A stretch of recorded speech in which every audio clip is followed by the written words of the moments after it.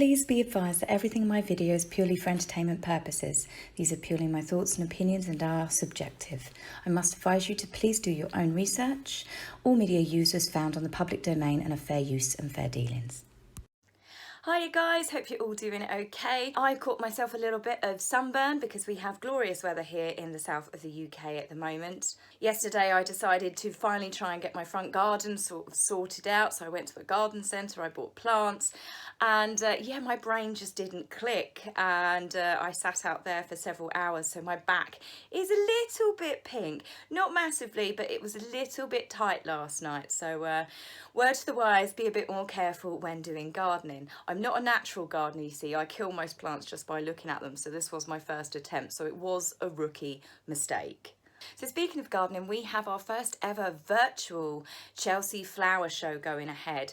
Obviously, because of the lockdown and everything that's going on with the pandemic, we are unable to have Chelsea flower show. It's a huge event in the UK calendar. The Queen normally attends it, so they're working alongside a way to do it virtually. We have heard from Prince Charles giving a brief talk about us making sure that we take care, much better care of our plant life because of obviously the damage with pollution and pests, and no doubt the poisons that we keep spraying over everything is having a detrimental effect on all of our plant life, which, you know, in turn, I don't know where you guys are in the world, but since they have reduced the number of flights, I have seen more flowers, more blossoms. I've had more birds in the garden. As you know, in one of my other videos, I heard cuckoos I've never heard before. Obviously, pollution does have an impact on our plant life, and he's just basically saying, you know, we need to all just bear in mind and take better care of the planet. So Camilla has popped up as well in the news. She has been appointed as president of the Bees for Development motion charity. I'm not quite sure what it is. I guess it's a program. I didn't know this, but Camilla is actually a keen beekeeper herself. She looks after her own bees and she sells off her honey once a year for charitable causes. Some of you guys know, I've spoken about this before, this is my end game. I would love to have bees. I don't have a garden big enough to do it now, but I think it's, if I win the lottery, then I would absolutely have a bee farm. But if not, it would definitely be something that maybe when I'm retired I could look into doing. Who knows what's around the corner? One day you might just be browsing in your supermarket and then you have got walk past a pot and you see Taz's bee honey. Oh, she did it. Yay, go Taz. Anyway, that's enough about bees. So the Duchess of Cambridge last year, I'm sure most of you guys will remember, she did an epic garden. She designed it and she worked on it. They released, in memory of it, unseen pictures of Katherine actually getting down and dirty and doing the hard work. So it just goes to show that she didn't just design it. She didn't have a team of gardeners do everything for her and she just put her name to it. She did actually work on the garden herself. Last year we got to see the beautiful pictures and bit of footage of William with the 3 Cambridge children, and we saw Prince Louis running around being the little boss baby that he is. And there was quite a funny moment with Charlotte when she was asked what she thought of the garden. She was ooh la la, which was very cute and adorable. They really are such a cute bundle of kids together. I really like when you see Charlotte and George together. You can tell those two are definitely thick as thieves already. One of the things I've very much enjoyed with all of the royal families talking online, rather than just seeing a newspaper report and a photograph of them attending these events, we're actually seeing them speaking. And they are talking a lot personally about their own hobbies, about personal things, about their families. You know, the Cambridges talk about their children. And I think it's definitely been a very nice welcome change. You know, you're getting to see the royal family on a much more personal level, and I really enjoy it. So that's enough about the real royals. Let's get over to what's been happening in La La Land. So on the 18th of May, it was the 2nd anniversary of the biggest con of the century, Harry and Meghan's wedding. What a waste in 2 years, all of that money. Luckily, the newspapers didn't seem to go over it too much. It was not front page news because I thought that's just a kick in the teeth to the British people, to the taxpayers. And to be honest with you, the way that they've treated the royal family on the whole and still continue to do so, people aren't really going to be celebrating for this couple's union. Now, that's not to say that obviously they didn't get mentioned. It was said that the royal family didn't comment or wish them happy anniversary, but I don't believe that they tend to do that for second or third or fifth wedding anniversaries. I've certainly not seen them do it. Lady Gabriella's wedding was last year as well. I just haven't seen them do that, so it's much ado about nothing. However, Omid Scobie, our favourite little psychophants, he pops up and he has said one of the most comical things I've ever read. Harry and Meghan took the day off of work so they could spend it quietly as a family. Oh, where do you go with that one? A day off of work. I actually put a tweet out there and said, oh, good one, Omid. Next you'll be sort of juggling saucepans and balancing balls on your nose. I mean, what a joke. Taking a day off of work. They can't go anywhere. They can't hold meetings because, you know, that would technically be against the lockdown rules. So aside from being on the telephone and Harry filming his captive videos, there's not a lot these two are actually really doing. So to say that they took the day off of work is just offensive to absolutely everybody that is working, that has either gone back to work, that never stopped working. These two didn't even work when they were full-time members of the royal family. They did bugger all in their time. I mean, don't get me wrong, they go to the odd party or the odd event where Meghan could wear jewels and another new expensive dress.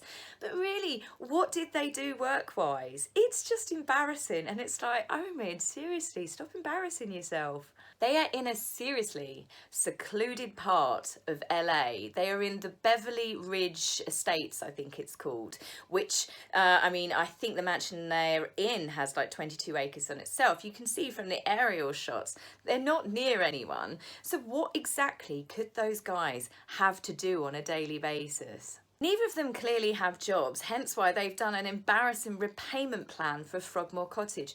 Yes, it's been announced after much speculation, and I'm sure that they've been reading a lot of people's comments across the media. When are we going to get the money back for Frogmore renovations?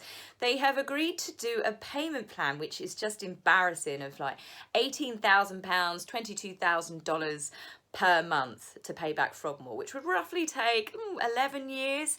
Bearing in mind that they've both got millions of pounds, it's reported that they are paying rent at Tyler Perry's mansion, which is $200,000 a month reportedly. I highly doubt that they're actually paying for it personally, and I highly doubt that they are paying for these repayments back on Frogmore.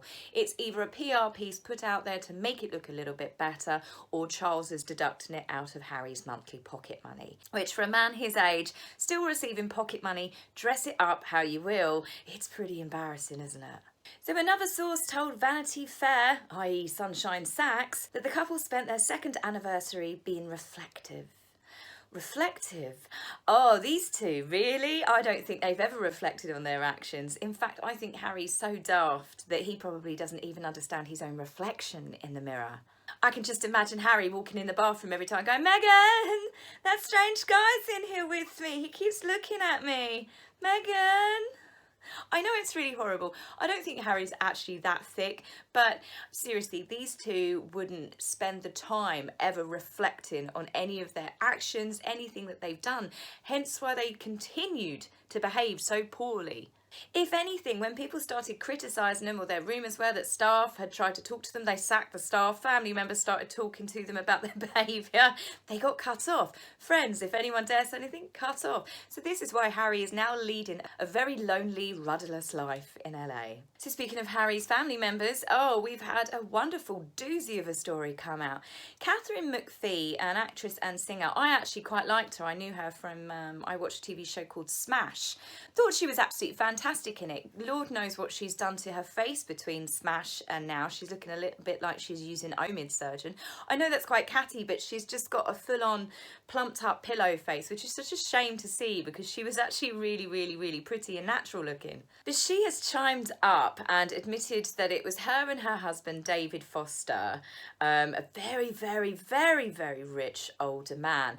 Katherine McPhee is actually his fifth wife, and David Foster has been stepfather to a couple of famous siblings in the US.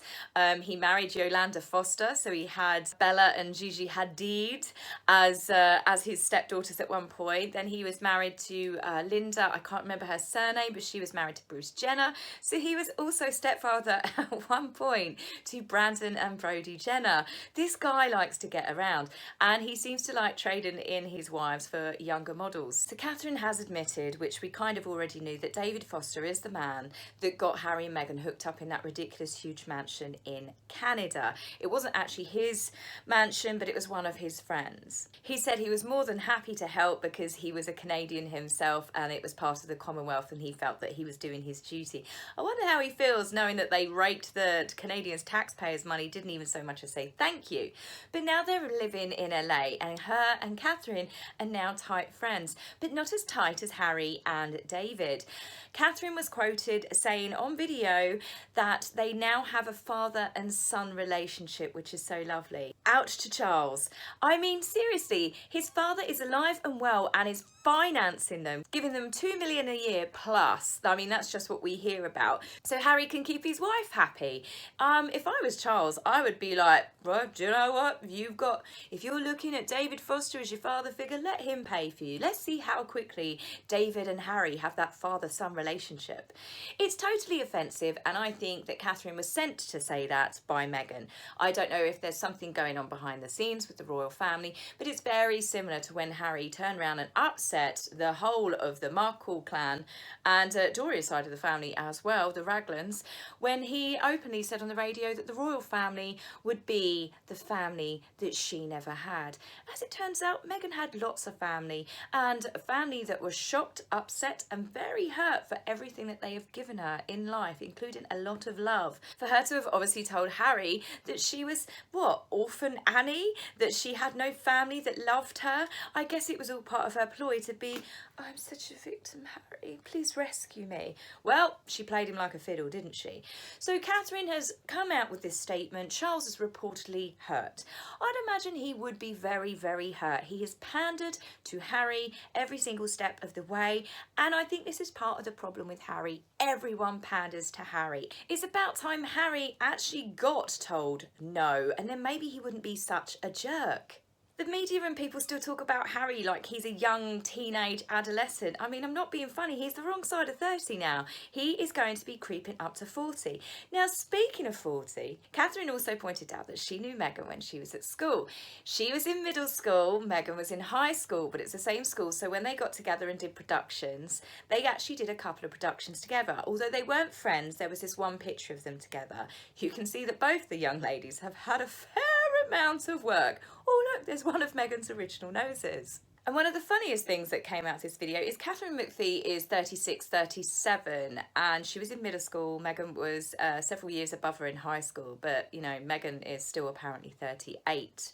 It's been reported by lots of people as well that all of Meghan's high school classmates, I don't know why the media haven't picked up on this and checked this, they're all 41, 42 years old. So how is it that Meghan is still 38? I wonder how many years she's going to stay 38 for. So for those of you who keep asking me what I thought about the Thomas Markle documentary, I haven't seen it. I don't even know where it is. If any of you guys have the link to it, please feel free and I will happily watch it and come back to you. There is a YouTube video which I will put the link into my description on my video if you haven't seen it. But Lady Colin Cambell, Lady C as she is more commonly known. Now this is the woman that is writing the book, The True Story on Harry and Meghan. This is the book that reportedly has got Meghan scrambling around and trying to get Omid and Carolyn's, i.e. Meghan's book, released early because of all of the stuff that Lady C has got in there. Now she has reportedly spoken to family members, to friends. There's a lot of information in this book. One thing I will say about Lady C is she does not mince her words. She will absolutely tell the truth. She did say in the YouTube video that what Harry and Meghan's book, i.e. Meghan's book, is a hagiography. I had to look it up because I thought she was just insulting Meghan, if I'm honest. But it is, it's a biography, but it's been pretty much written by that person in complete favour of that person. It will be their version version of everything, whereas her book will be all of the events but the truth, what actually happened. She goes on to say in the video that she did, as soon as it got announced that she was writing this book, she started receiving phone calls from mutual friends of Harry's. I would say Meghan's, but she doesn't have any friends, does she? But trying to plant stories with her, trying to feed her information. She said some information she took, but some of it she knew that they were just trying to pull the wool over her eyes.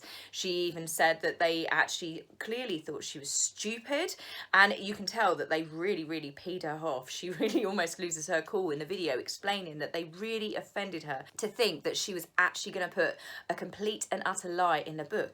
So now I'm thinking, what is this big fat lie they tried to get her to tell? Do you think she's touched on the surrogacy?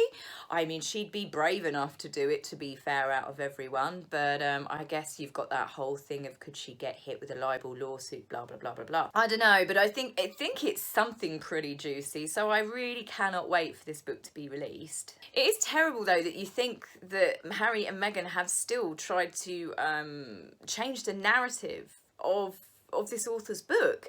They have tried to plant stuff and get other people, I guess, to, I don't know, I would say intimidate, but I don't think Lady C gets intimidated by many people somehow. But they've tried to sway the narrative in their favour. These two are absolutely shamefully obsessed, aren't they, with moulding their image. And the problem is, if you don't act nice in public and you don't act nice behind the scenes, anyone could say that you're wonderful people, but there's too many reports coming out of your bad behaviour. There's a bit of video clip here. Look at Harry's face. This is early days. This is before the pregnancy. And you can see here, they're just waiting for the New Zealand Prime Minister to come out. And Harry is just stood there rude, even despite the media were there, because they were held back and they had to wait a little while. This is not a couple that are particularly nice. Now, I know that I've always said Meghan, but I still don't think Harry's that nice a guy underneath it all. Meghan's definitely tapped into the worst sides of him, but now that the gloves are off, the shields are down, and Harry's not as protected as he was, it does seem to be that Harry may actually be a lot like Meghan. Lady C came out with the best analogy that really does describe these two, and it's apparently a Jamaican saying, if you spit into the sky, it will fall in your eye. So perhaps, you know, Harry and Meghan are going to get a lot of those spitballs coming back at them now. So between the two books, I will not be paying even for research possibilities with Omid and Carolyn's book. As I've said, the newspapers are going to tear it apart. It will be in the media for free. I don't like the thought of any of my money going towards the Harkles, and to be fair, it is going to be one way or another going into Harry and Meghan's pocket. They've definitely had involvement in this book, and I think anyone with a brain cell can tell that this is probably all just pretty much ghost written by Meghan, and Omid and Carolyn have got their stamp on it just because Meghan is legally not, under the under the rules of the monarchy, allowed to release her memoirs, as it were, just yet. Personally, with everything that's gone on with Harry and Meghan and the way that we have seen them behave, I think it's too late to fool people with, I mean, obviously you'll probably have some of the fan base that will be fawning all over it. You're always going to have them. But I think the majority of the public all around the world are not really going to fall for this stuff that's going to be in Omid and Carolyn's book. Lady C's book, however, now this one I think is going to be a real eye-opener, and I look forward to reading it. So tell me what you guys think. Did you see the Thomas Markle documentary? What did you think of it?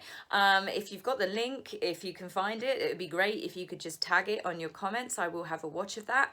Will you actually be buying Omid and Carolyn's book for research properties, or just generally because you're a fan and you'd like to read it? No judgment here.